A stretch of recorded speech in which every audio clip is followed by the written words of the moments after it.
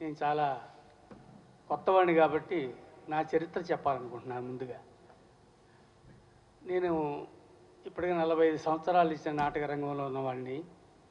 నాటక రంగం అంటే నేను వ్యాపారాన్ని కూడా మూత పెట్టేసి ఆడే రోజులే. దానివల్ల ఫ్యామిలీలోనూ చుట్టాల్లో పట్టాల్లో అందరిలో కూడా ఈ నాటకాల వాడనేసి నన్ను హేళన చేసిన వాళ్ళు కూడా ఉన్నారు. ఎంతమంది ఏమన్నప్పటికీ కూడా నేను నాటకం ఆడుకొని తెల్లారి మళ్ళీ ప్రొద్దుటే నేను సామ్యులు మెయింటైన్ చేయడానికి వచ్చేసేవాడిని. అంత టఫ్గా నా జీవితాన్ని గడిపాను కళారంగంలో. ఆనాడు అలా గడపబట్టే ఈనాడు ఆ కళామ్మ తల్లి ఈ రామ్ గోపాల్ వర్మ గారి రూపంలో నాకు ఈ అవకాశం వచ్చిందని భావిస్తున్నాను. ముఖ్యంగా నాకు ఈ షాట్లు కూడా నాకు తెలియదు, లాంగ్ షాటు క్లోజు ఇవి నాకు తెలియదు. కానీ నాకు తెలిసిందల్లా ఒక్క నటనే. ఏంటో ఒక స్థాయి నటన కాదండి నాది. అన్ని పాత్రలు పోషించాను నేను. సారు చేశాను. హరిశ్చంద్ర అంటే మీకు తెలిసే ఉండొచ్చు. హరిశ్చంద్ర అంటే సారు.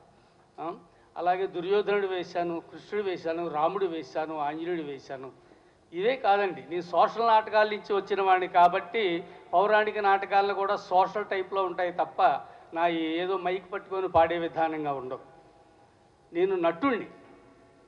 నాకు ఆంధ్రదేశం అంతా తెలుసు. నేను కళారంగంలో నాకున్న పేరు ఏంటంటే విజయ్ కుమార్ చక్కని నటుడు అని పేరు తెచ్చుకున్నాను. కాబట్టి నేను నటనకే ప్రాధాన్యత ఇస్తాను. నేను ఏ పాత్ర అయితే నేను నా శరీరం మీద ఆపాదించుకుంటానో ఆ పాత్రకి 100% ధర్మం చేయాలనే కృషితోటే ఉంటాను తప్ప అది ఏ పాత్ర ఏంటి అనేది నాకు ఆ తేడా తెలీదు.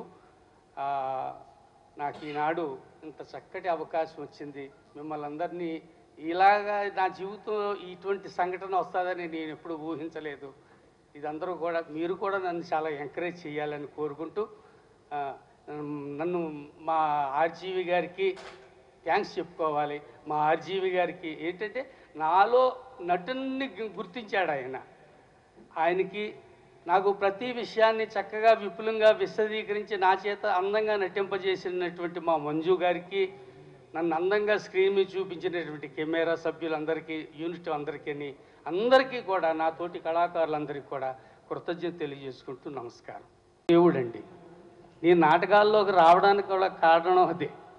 ఆయన చూసి చూసి చూసి చిన్నప్పటి నుంచి నేను కూడా నాటకాలు ఆడాలనేసి ఆలోచన వచ్చింది. అప్పుడు మా ఊళ్ళో నాటకాలు ఎక్కువ జరుగుతుండే. పిఎన్ అప్పారావు గారు అని ఫేమస్ ఆర్టిస్టు, మన అన్నపూర్ణ గారు అప్పుడు మా ఊరు హీరోయిన్ పాత్రలకు వచ్చేది ఆవిడ.